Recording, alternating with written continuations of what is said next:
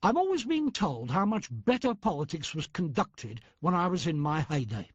Only the other week I read an article that said that my generation was part of a golden age, a lost era when politics really mattered. Well, it's a shame to spoil any illusion that gives people comfort, but accuracy compels me to say that I don't remember this golden age. As a Labour candidate in West Birmingham, I was first elected to the House of Commons in 1964, and it wasn't a dull election either. In my constituency, there was a red, raw issue, that of immigration. But what there wasn't was any feeling of a golden age, in which enlightened statesmen addressed a thoughtful electorate which carefully weighed their logical arguments. I can't say that my own efforts did much to improve public understanding. I suffered from the not uncommon failing of politicians, that having made up my mind, I refused to take any notice of evidence that contradicted me. In the 1950s and early 60s, large numbers of immigrants from the Indian subcontinent and the Caribbean came to the West Midlands to take jobs in industry. There was anxiety amongst the local population at an influx on this scale, for which nothing had prepared them.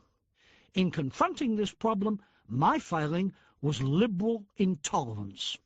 I believed in racial equality and was upset by colour prejudice, and so my sympathies were with the immigrants.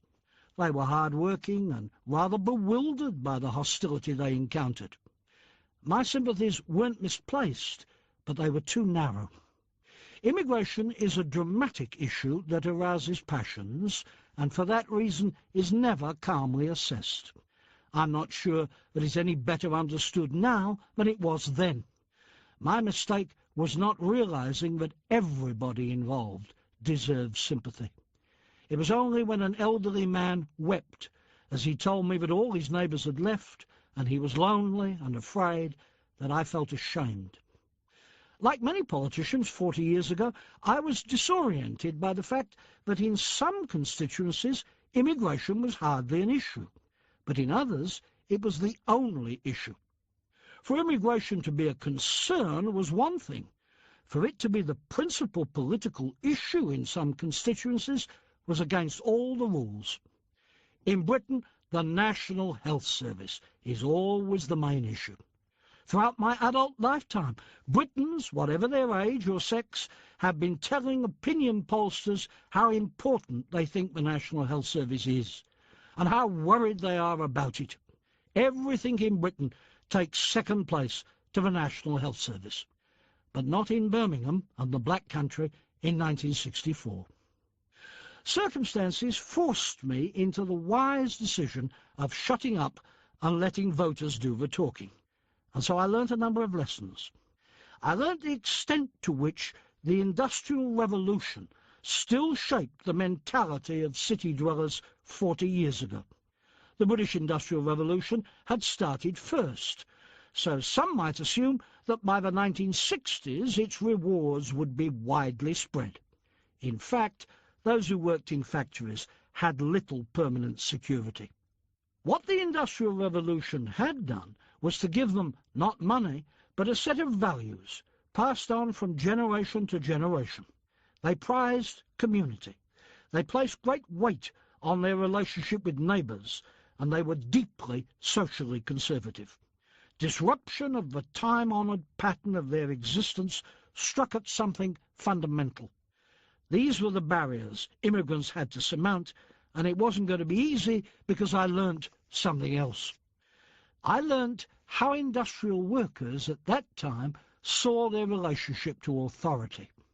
One evening I said to a group in the back room of a pub, "Now come on, be straight with me. You think the Tory government and the Labour Council are against you and want to stop you doing things, don't you?"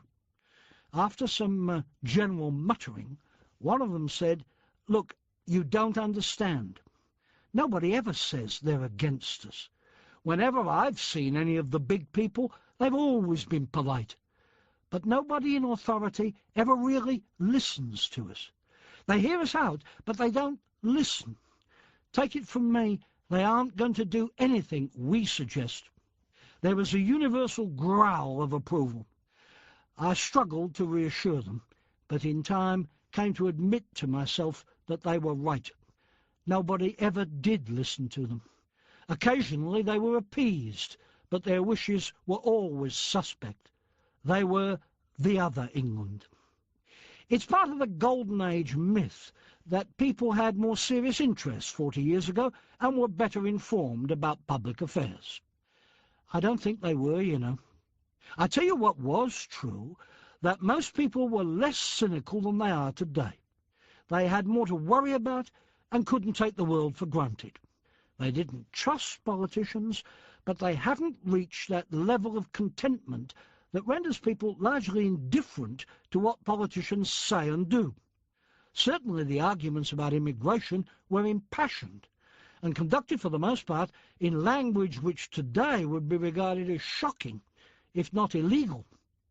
I'd like to give you a nice, tidy account of which side won, but that wasn't clear to me at the time, and I've never been able to work it out since.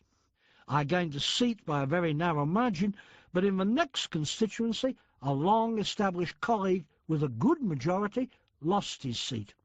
The impact of the immigration issue varied from constituency to constituency, sometimes from street to street.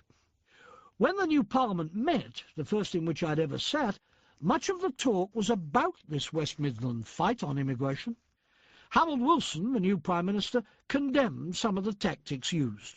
A number of prestigious groups questioned some of us, and I began to feel rather like a survivor from the Battle of Verdun. Thinking long-term, those members of Parliament directly in touch with the problem were very apprehensive. But nothing happened. No party wanted to invite the charge of racism. In the 1966 general election, hardly anybody in my constituency raised the subject. It was obvious that what the anti-immigration sentiment needed in order to come to the boil was a charismatic leader. None appeared for some years, and I began to think that the critical moment had passed. But in 1968, the Labour government introduced a race relations bill, which provoked Enoch Powell into speaking in Birmingham on the 20th of April. He declared that Britain was heaping up its own funeral pyre, and added, "Like the Roman, I seem to see the river Tiber foaming with much blood."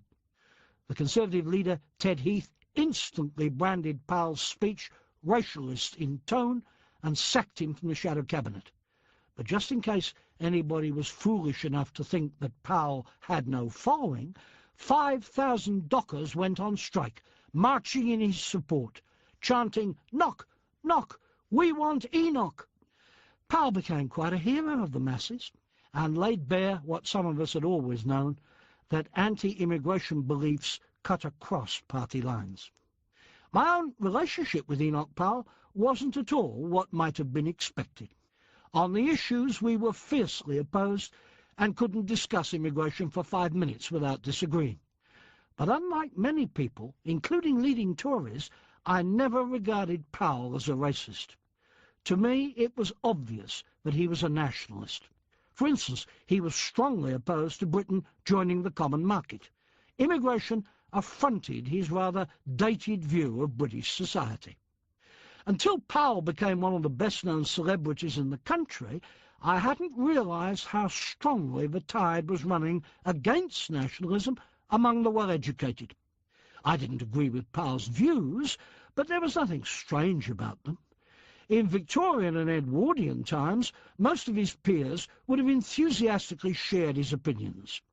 I think the 2 world wars, with their appalling loss of life, had largely destroyed the appeal of nationalism to the top end of society.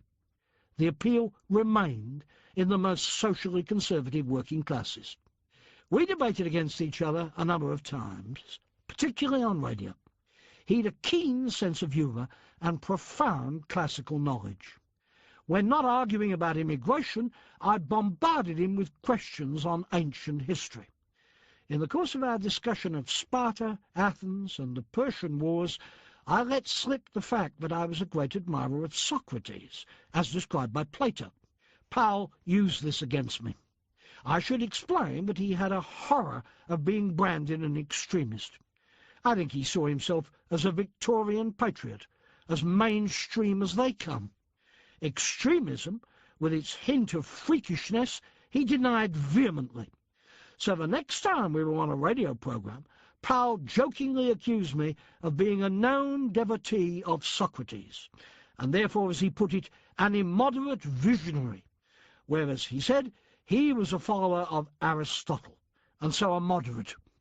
After the programme, I asked Powell if all the listeners necessarily understood these references to Greek philosophy and politics. "Oh, never mind that," said Powell. "It's hard to depict a man who talks about Aristotle as a mere demagogue," from which you will gather that Powell was as shrewd as he was charismatic. I don't know why some political subjects are commonly supposed to be breeding grounds for extremism, whilst others are never mentioned in this connection. Have you ever heard anybody described as a welfare benefit extremist, no matter how outlandish their views? Powell bitterly resented his nationalism being branded as extremist, all the more so because it was often the leadership of his own party that was levelling the charge. But once race comes into question, reason and logic take a back seat. I think Powell simply didn't give enough attention to the emotions he unchained on both sides of the argument. In modern politics, racial issues play much the same role that religious wars played in the past. Everybody is full of passionate intensity, and very little reasoned discussion goes on. Immigration isn't a subject likely to produce friendly disagreement, let alone consensus. Quarrels about immigration can embitter relationships. At this time, the Tory Chief Whip was Willie Whitelaw, a man famous for his discretion. His comments were so oblique that it was impossible to be sure what he meant. So I was surprised to be taken aside by Whitelaw, who spoke about Powell in the bluntest terms. Normally, Whitelaw would have said nothing confidential to someone who wasn't a member of his flock. "We had a shadow cabinet meeting," said Willie, "and Enoch Powell never said a word, not a single word about immigration. He never gave the slightest hint he was going to make that vile speech. And what is that, dear boy? I'll tell you. It's treachery. Sheer treachery." I was taken aback by this revelation, which was plainly meant to be helpful. I never used it, thinking that taking the word of one Tory against another Tory about a meeting at which I wasn't present was unwise. In fact, it didn't take me long to decide to say nothing to anybody. But in case you get the idea that my standards of rectitude must have been unusually high, I have to admit that I was very aware of the advantages of having a pipeline to the Tory leadership on an issue as explosive as immigration. And so it proved. Ted Heath and the Conservative Party he led don't get much praise these days. But on immigration, the Tory leadership of the 1960s was extremely scrupulous. They weren't lacking for advice to exploit the issue, but they never stooped to conquer. As it happened, against all predictions, the Tories won the general election of 1970. They won with clean hands. To quote the poet Andrew Marvell, "They nothing common did or mean upon that memorable scene."